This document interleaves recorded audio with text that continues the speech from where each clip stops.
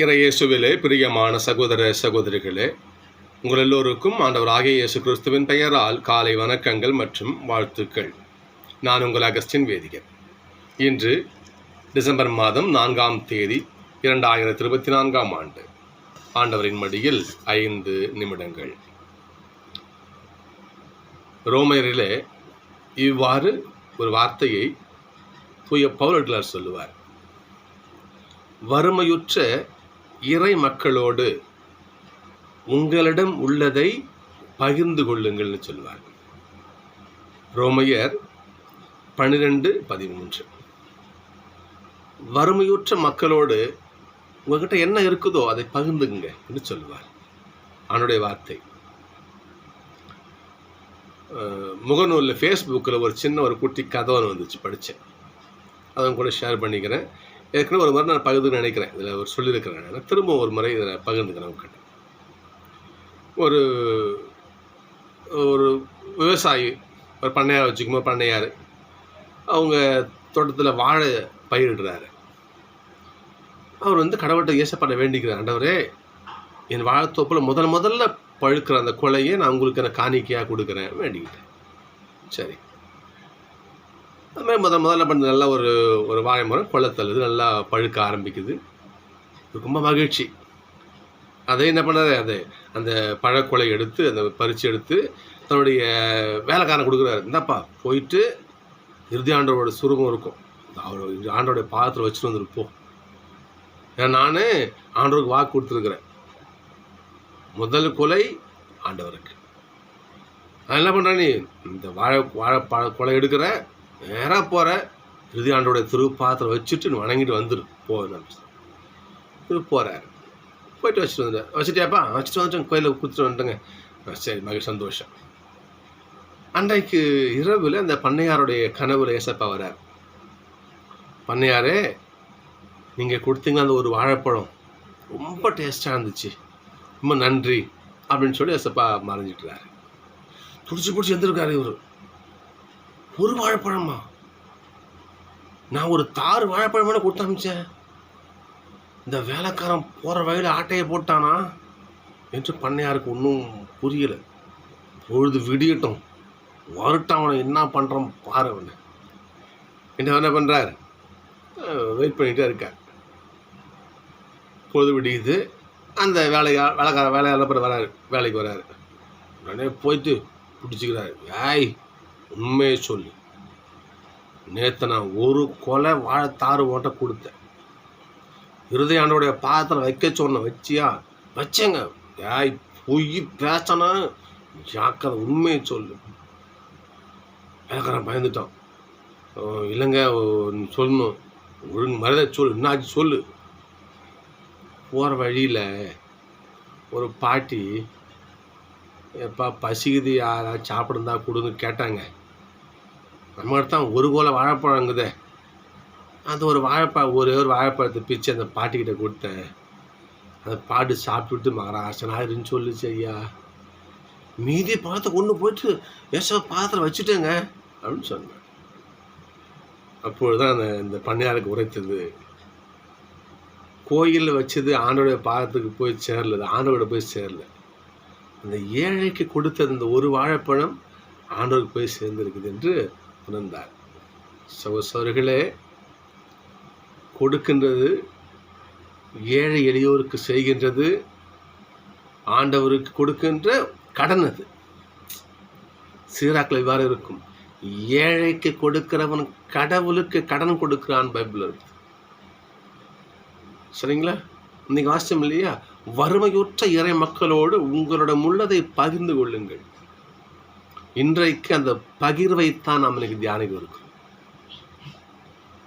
பகிர்ந்துங்க தியானிக்க இருக்கோம். நம்ம இன்றைக்கு நற்செய்தி பார்க்கணும். நம்ம இன்னைக்கு மக்கள்லாம் வர்றாங்க, நோயாளிகள்லாம் சாரையாக வராங்க, வந்து அவனுடைய பாதத்தில் வந்து நிற்கிறாங்க இல்லைங்களா? நம்ம நற்செய்தி பார்ப்போம்.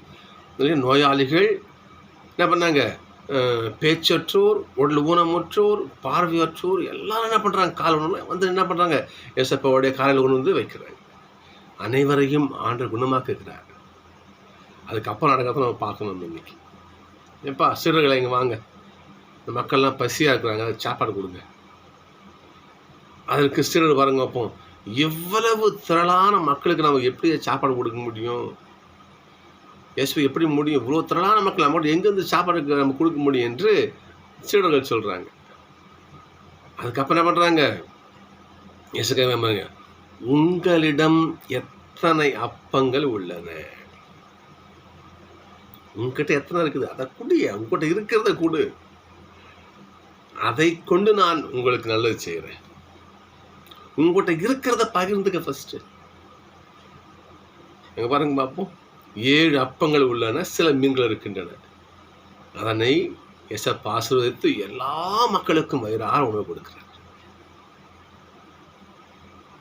ஒரு திருக்குறள் உண்டு, அறத்துப்பால்ல 24வது அதிகாரம் 231வது திருக்குறள். நம்மளாம் கேட்டு பழக்கப்பட்டது, அதை நம்ம ஆழமாக சிந்திச்சு பார்க்கணும். ஈதல் இசைப்பட வாழ்தல் அது வல்லது, ஊதியம் அல்ல உயிர்க்கு. ஈதல் அங்கு கமா வைக்கணும். இசைப்பட வாழ்தல் அது வல்லது, ஊதியம் இல்லை உயிர்க்கு. ஈதல் இல்லாதப்பட்டவங்களுக்கு நீ மனமோந்து கொடு, அதன்படியே அதன் பயனாக இசைப்பட புகழோடு வாழணும். நீ தர்ம காரியம் பண்ண பத்தியா, மனமோந்து ஒருத்தர் உதவி செஞ்ச பத்தியா, அந்த காரியத்தை முன்னிட்டு இசைப்பட, இசைன்ற புகழ்னு அர்த்தம் இங்கே, இசைப்பட வாழ்தல், அதனால் நீ புகழ் பெற்று வாழு. அந்த புகழ் இருக்குதே, அந்த புகழ் இருக்குது, அதுதான் நீ உன்னோட உயிருக்கு அதான் சம்பளம். நீ உயிரை வாழறதுக்குன்னு அந்த சம்பளமே அதான் உனக்கு. அது வல்லது, இது இல்லாமல் வேற சம்பளம் ஒன்று கிடையாது உனக்கு. அது வல்லது, ஊதியம் இல்லை உயிருக்கு. இந்த நல்ல காரியத்தை செஞ்சு 4 பேருக்கு இல்லாதப்பட்ட மக்களுக்கு, வறிய மக்களுக்கு நீ உதவி செய்கிற பத்தியா, அதனால் நீ புகழ் வருது பத்தியா உனக்கு, அதுதான் உனக்கு உயிருக்கு கிடைக்கிற ஊதியம், சம்பளமே அதுதான். அந்த ஊதியம் கூட உனக்கு இல்லைனா நீ உயிர் வாழறதுக்கு தகுதியே கிடையாது. வள்ளுவருடைய வாக்கு. 4 பேருக்கு நீ கொடுத்து அதனால் புகழ் பெற பற்றி, அதுதான் நீ உயிர் வாழறங்கிறதுக்குன்னு அர்த்தம். அதுதான் நீ உயிர் வாழறதுக்கான சம்பளம். அது இல்லாமல் நீ வச்சிருக்கிற எல்லாம் கிடக்கிற உனக்கு எல்லாம் உனக்கு சம்பளமே கிடையாது. சகோதரர்களே, நம்ம எல்லாம் ஆழ்ந்து கவனிக்கணும். இன்னைக்கு முதல்ல வாசகம் பாருங்க. அப்போ இன்னைக்கு ஆண்டவர் விருந்து என்கின்ற ஒரு வார்த்தையால் விடுதலையை கொடுக்கிற ஆண்டவர். இங்கே எஸ்ஐயாவிலே இஸ்ரேல் மக்கள், அந்த மக்கள் செய்த கொடுமைக்காக, அந்த மக்கள் கடவுளுக்கு எதிராக செய்த பாவங்களுக்காக அசீரியாவுக்கு நாடு கடத்தப்படுறாங்க, பாபிலோனுக்கு நாடு கடத்தப்படுறாங்க. நபுக்கத்நேசர் வந்து மக்களை கசக்கி பிழிஞ்சு சாரா நெரிக்கிறான் போட்டு. ஏன்? நீ செஞ்ச காரியம் எப்படி? நீ ஆண்டரை விட்டு விலகி போன, ஆண்டவர் தண்டிக்கிறார். அப்போ தண்டித்த பிறகும் கூட பெத்த தகப்பனுக்கு பிள்ளைய கண்டிப்பார், நான் கைவிட மாட்டேன், கைவிட மாட்டார். அப்படி தருகின்ற ஆறுதல் வார்த்தைகள் தான் விருந்துகின்ற அந்த வார்த்தையில் வருது பாருங்க. இன்னைக்கு படைகளின் ஆண்டவர் இந்த மலையில உங்களுக்கு பெரிய விருந்து கொடுப்பார். எருசலேம் சீயோன் மலை, ஆண்டவருடைய அருள் ஆசி பொழிகின்ற மலை அது சீயோன் மலை. பாருங்க பார்ப்போம். அதில் பாருங்க, சுவமிக்க பண்டங்களும் பழரசப்பானம் கொழுப்பான இறைச்சி துண்டுகளும் வடிகட்டின திராட்சை ரசமும் உங்களுக்கு கொடுக்க. அப்போ என்ன அர்த்தம்? ஆண்டவர் விடுதலையை கொடுப்பார், மகிழ்ச்சியை கொடுப்பார், நிறைவை கொடுப்பார். ஆண்டவர் கொடுக்கின்ற கடவுள், ஆண்டவர் கொடுக்கின்ற கடவுள். அப்படி கை முடங்கி போய் கடலை வச்சிருக்க மாட்டார். ஆண்டவர் கரம் விரித்து தன் உசிரியை கொடுத்த ஆண்டவர். கடவுள் கொடுக்கின்ற கடவுள். பிள்ளை மேலே கோபம் இருந்துச்சு, தண்டிச்சாரு, ஆனால் கடவுள் கைவிட்டு விடவில்லை. ஞாபகம் வச்சு, கடவுள் கொடுக்கின்ற கடவுள். பயப்பட மட்டுமல்ல, புதிய நட்சத்திரம் பாருங்க, இன்னைக்கு குணம் கொடுக்கிறார், சுகம் கொடுக்கிறார், வாழ்க்கையே கொடுக்கிறார். ஊனமுற்றவர்கள், பேச்சற்றவர்கள், கால் முடமான எல்லாரையும் கொண்டு வந்து ஆண்டவர் பாதத்தில் போகிறாங்க. அனைவருக்கும் ஆண்டோடைய ஆசை கொடுத்து அனுப்புகிறார், வயிறார சாப்பாடு கொடுத்து அனுப்புகிறார். கடவுள் கொடுக்கின்ற கடவுள். அப்படிப்பட்ட ஆண்டவருக்கு பிள்ளைகளாக இருக்கிற நம்ம அந்த கையை மூடிக்கிட்டு இருக்கலாமா? யோசிச்சு பாருங்க. திறந்து ஏதாச்சும் கொடுப்போமே, ஏதாச்சும் ஒரு நிகழ்வு ஞாபகத்துக்கு வருது. இந்த நிகழ்வையும் கூட என்னுடைய நிகழ்ச்சியில் ஒரு 100 முறை நான் சொல்லியிருப்பேன். ஏனென்றால் மனசுலேயே ஆழமாக பதிஞ்ச ஒரு நிகழ்வு அது. திரும்பவும் அதை சொல்கிறேன். நாங்கள் வேதியருக்கு படிக்கின்ற பொழுது நிறைய சப்ஸ்டேஷன்ஸ் உண்டு எங்களுக்கு. திண்டிவனம் பங்குகள் நிறைய கிளை பங்குகள் உண்டு. அப்போது திருப்பலி இல்லாத இடங்களுக்கு நாங்கள் போய் ஞாயிறு வழிபாட்டுக்கு நாங்கள் வேதிய மாணவர்கள் நாங்கள் போவோம். வேதிய மாணவர்கள், அதாவது அந்த திருப்பலிலாம் இடத்துக்கு கிளை பங்குகளுக்கு நாங்கள் போய் ஞாயிறு வழிபாட்டுக்கு போவோம். சனிக்கிழமையே போய் நைட் தங்கிட்டு காலையில் ப்ரேயர் முடிச்சுட்டு நாங்கள் திரும்பி வருவோம். இதுங்க வழக்கமான பணி இது. அப்படி எங்களுக்கு ஒரு ஊர் கொடுக்கப்படுது. பேர் சொல்ல விரும்பவில்லை, ஒரு ஊர் கொடுக்கப்பட்டது. அந்த ஊருக்கு நானும் இன்னொரு நண்பரும் நாங்கள் அந்த ஊருக்கு போகிறோம். அப்படி நாங்கள் அந்த ஊருக்கு போகின்ற பொழுது அந்த ரயில்வே எங்களுக்கு திண்டிவனம் ரயில்வே ட்ராக் தானே பஸ் ஸ்டாண்டுக்கு போய் ஆகணும். ரயில்வே ட்ராக் போகிற வழியில் ரோட்டோரமாக ஒரு பிச்சைக்காரர் ஒருத்தர் எப்பவுமே உட்காந்துருப்பார். ஒரு பிச்சைக்காரர் ஒருத்தர் உட்காந்துருப்பார். சத்தியமாக சொல்கிறோம், ஏன்னா மனசாரம் போய் சொல்லக்கூடாது. நாங்கள் போகும்போது ஐயா சாமின்னுவார். ₹1 அவருக்கு போனது கிடையாது. அப்படியே போவோம், அவ்வளோதான். அன்றைக்கு அந்த தினத்தில் நாங்கள் போகிறோம். எங்களுக்கு முன்னாடி ஒரு அம்மா தன்னுடைய குழந்தைய கையில் பிடிச்சிட்டு அந்த குழந்தைய கூட்டின்னு போகிறாங்க. அந்த குழந்தை கையில் ஏதோ சாப்பிட்டுக்கிட்டே போகிறாங்க. இந்த ஐயா என்ன பண்ண பிச்சைக்காரன் பண்ணார், அந்த அம்மாட்டையும் அம்மா ஏதாச்சும் தர்மம் பண்ணுமான்னு தன் பாத்திரத்தை அப்படி நீட்டுறாரு. அந்த குழந்தை அந்த பாத்திரத்தை பார்த்துட்டு தன் கையில் இருந்த எச்சில் கொய்யா பழத்தில் சாப்பிட்டு போகுது. எச்சில் தம்மா துண்டு குழந்தை கையில் அம்மா தர சொல்லுங்க பார்ப்போம். அந்த எச்சில் கொய்யாப்பழ தம்மா துண்டை அந்த பையில் அந்த அந்த அந்த தட்டில் போட்டுட்டு அந்த பிள்ளை குழந்தை அப்படியே போகுது. நாங்கள் பின்னாடி இந்த பார்த்தோம். நிஜமாக சொல்கிறேன், இந்த நிகழ்வில் நான் அதை அந்த வார்த்தையை சொல்லணும்னு தெரியல. என்ன சொல்கிறேன், எங்களுக்கு சிறுப்பால் அடிச்ச மாதிரி இருந்துச்சு. அந்த குழந்தை தங்கிட்ட இருக்கிறத தான் அந்த தட்டில் எச்சில் அந்த கொய்யா தங்கிட்ட இருக்கிறத தங்கிட்ட ஐயான்னு கேட்குற மனுஷங்கிட்ட அந்த தட்டில் போட்டு அந்த பிள்ளை போட்டு. அத்தனை வருஷம் நாங்கள் அந்த வழியாக போகிறோம். ஆண்டவர் கொடுக்கிறார், ஆண்டவருக்கு விடுதலை கொடுக்கிறார், ஆண்டவர் கொடுக்கின்ற கடன். புதிய பாட்டில் குணம் கொடுக்கிறார், ஆண்டவர் கொடுக்கின்ற கடன். உணவு கொடுக்கிறார். உங்ககிட்ட என்ன இருக்குது கொண்டு வாங்க, நீ முதல்ல கொடு, அப்போ நான் கொடுக்குறேன் என்று ஆண்டவர் 7 அப்பங்களையும் சில மீன்களையும் வாங்கி அத்தனை பேர்களுக்கும் வயிறார உணவு சாப்பாடு கொடுக்குறார். கடவுள் கொடுக்கின்ற கடவுள். இன்றைக்கு திருப்பாடலில் பாருங்கள். இன்னைக்கு ஐயோ, இன்னைக்கு திருப்பாடல் நம்ம இன்னைக்கு ரொம்ப ஆழமாக நம்ம பார்க்கணும். நம்ம இன்னைக்கு 23 திருப்பாடல் அது வாழ்க்கைக்கு மிகப்பெரிய ஒரு பொக்கிஷம் அது இல்லையா? என்னாக ஆண்டவர் எனக்கு என்ன குறைவு, பசும் புல் வெளி மீது என்னை அவர் இளைப்பார செய்கிறார், அமைதியான நீர்நிலைக்கு என்னை கூட்டிட்டு போறாரு, எனக்கு புத்துயிர் அளிக்கிறார், பசும்புல் மேய்ச்சலே தன்னுடைய ஆடுகளை இழப்பார செய்கிறார் ஆண்டவர். நம்மளாம் ஆண்டவர் எப்படி காவந்து பண்றாரு பாருங்க.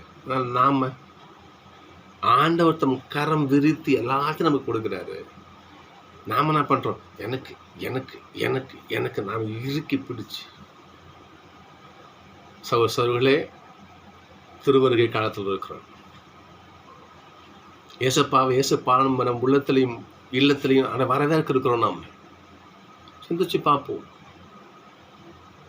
இப்படிப்பட்ட இறுகிய மனசோடு பிறருக்கு கொடுக்காத அந்த ஒரு மனசோடு இருந்தால் கடவுள் நமக்கு செய்வார். யோசிச்சு பாருங்க. மன்னியுங்கள், மன்னிப்பு பெறுவீர்கள். கொடுங்கள், உங்களுக்கு கொடுக்கப்படும். ஏழைக்கு இறங்குகிறவன் கடவுளுக்கு கடன் கொடுக்கிறான் இல்லையா? நான் பசியா இருந்தேன், எனக்கு கொடுத்தியா? நான் செய்யறத பார்க்க வந்தியா? என்னை நோக்கி ஆண்டவரேன்னு கோபுரவெல்லாம் விண்ணரசு நுழைய முடியாது. மாறாக என் பொருட்டு ஒரு ஏழைக்கு ஒரு கிணம் தண்ணீர் கொடு, என்னுடைய ஆசி உனக்கு கிடைக்குது. ஆண்டோடைய வார்த்தை இது. எனவே சகோதரர்களே, நாம் இறுகிய கையோடு இல்லாமல் கைகளை விரித்து என்ன இருக்குதோ கொடுப்போம் ஐயா ஏழை மக்களுக்கு. மீண்டும் திருக்குறள் சொல்றேன் பாருங்க. ஈதல் இசைப்பட வாழ்தல் அது வல்லது ஊதியம் இல்லை உயிருக்கு. நாம் உயிரோடு வாழ்கிறோம்னா அதுக்கான சம்பளம், அதற்கான கடவுள் தர கூலி சம்பளம் என்னன்னு சொன்னால், நாம் பிறருக்கு கொடுக்கின்ற பொழுது வருது பாருங்க பேரு புகழ், அதுதான். அந்த கூலி கூட உனக்கு உங்கள்கிட்ட இல்லைன்னு வச்சுக்கோமே, நீ நீ வாழறதுக்கு உன் உயிர் நீ பிணம்னு வச்சுக்கலாம் இல்லையா? அந்த அந்த ஈதல் அந்த அந்த அதுக்குரிய கூலி அட்டல்னு வச்சுக்கலாம். நான் உயிர் வாழ, எனக்கு உயிருக்கு உயிர் வாழ அர்த்தம் இல்லை, நான் பிணம் வச்சுக்கலாம். சகோதரர்களே, மீண்டுமாக ஆண்டவர் பழைய ஏற்பாட்டினுடைய ஆசீர்வாதத்தை கொடுக்கிறார், விடுதலையை கொடுக்கிறார். இந்த திருப்பாடலிலே பசும்புல் வெளியிலே தன்னுடைய ஆடுகளெல்லாம் இலைப்பறிச்சார்.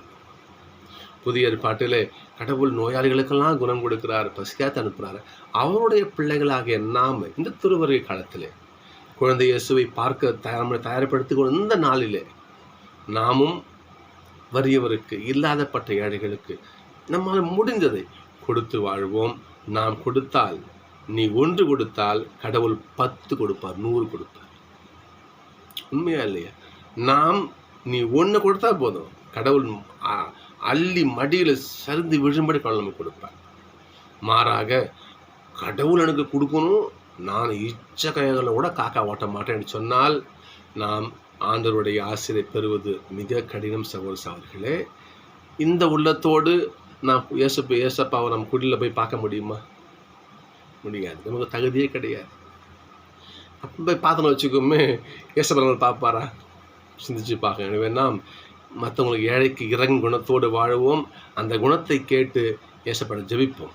நிச்சயமாக ஏசப்பா நமக்கு நல்ல குணத்தை கொடுப்பார், என்று நம்மை கரம் பிடித்து வழிநடத்துவார். 2 நாள் சந்திப்போம்.